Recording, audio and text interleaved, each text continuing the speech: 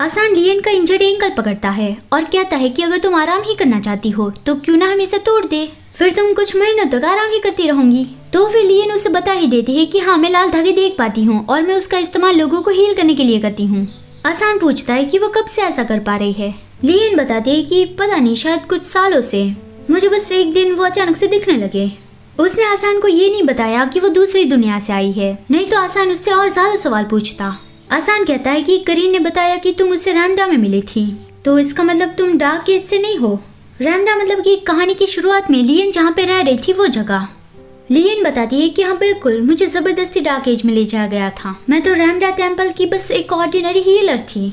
आसान dark as के बारे में सोचने लगा तो लियन को बैड फीलिंग आ रही थी कि अब वो क्या सोच रहा है, और वो सोने चली गई कि मैंने आपके सारे सवालों के जवाब दे दिए हैं, तो अब मैं आराम करना चाहती हूँ। सिर्फ मेरे पैर में ही दर्द नहीं हो रहा है, मेरे पास ल्यूसिया जितनी परफेक्ट एबिलिटी नहीं है, इसलिए जब मैं पेशेंट को हील करती हूँ तब उसका दर्द भी मेरे अंदर ट्रांसफर हो जाता है। और वो मन में ही चिल्लाती है कि मैंने तुम्हें इतना कुछ बता दिया है तो प्लीज अब जाओ। आसान स्मिर्क करता है कि मैं बस क्यूरियस था कि आखिर तुम्हें ऐसा है क्या जिससे मेरा वफादार मुझसे ही जुबान लड़ाने लगा है, लेकिन लगता है कि लड़कियों में करीन का टेस्ट बहुत ही अजीब है।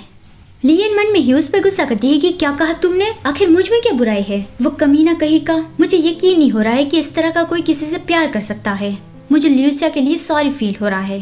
तभी उसने फुटस्टेप सुने तो उसे लगा कि आसान वापस आ गया, लेकिन वो थी ल्यूसिया जो बैड मूड में लियन से बात करने आई थी।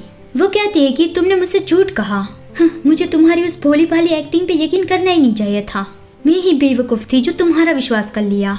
मुझे लगा कि करीन के साथ तुम्हारा एडवेंचर और आसान का तुम्हें इंटरेस्ट दिखाना वो बस स्टोरी में थोड़ा सा ही चेंज है। ये सब बोलते हुए वो अपने नाखून को इतनी हद तक काट रही थी कि वहाँ से खून बहने लगा था। लियन वरीडली उसे रोकने जाती है कि ल्यूसिया रुको, तुम्हारा खून बह रहा है, लेकिन ल्यूसिया उसका हाथ दूर झटक देती है कि मुझे सब कुछ एक्सप्लेन करो कि तुम कौन हो, क्या कर सकती हो और करीन से कैसे मिली। लियन कहती है क्या ठीक है, मैं तुम्हें सब कुछ बताऊंगी, तो पहले शांत हो जाओ। और उसने बता दिया कि मैंने भी तुम्हारी तरह रेड स्ट्रिंग नॉवेल पढ़ा था। 5 साल पहले मैं ये स्टोरी पढ़ रही थी और लाल धागे का पीछा करते हुए मैं इस जगह पे आ गिरी, तभी मुझे ये हीलिंग एबिलिटी मिली। मैं घर वापस जाने का रास्ता नहीं ढूंढ पा रही थी, तो फिर मैंने एज अ प्रिस्ट काम करना शुरू कर दिया ताकि मैं सरवाइव कर पाऊँ।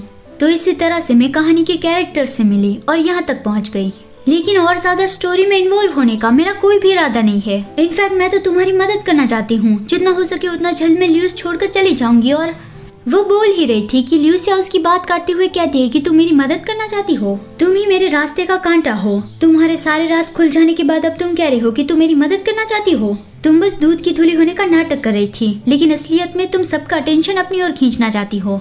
लियन उसे समझाना चाहती थी कि ऐसा कुछ भी नहीं है, ल्यूसिया गलत है, लेकिन ल्यूसिया उसे बोलने ही नहीं देती और रोते हुए चिल्लाने लगी कि तुम्हें क्या लगा कि तुम मेन कैरेक्टर हो, ये मेरी दुनिया है, तुम्हें क्या लगा कि मैं तुम्हें ऐसे ही इसे मुझसे छीनने दूंगी।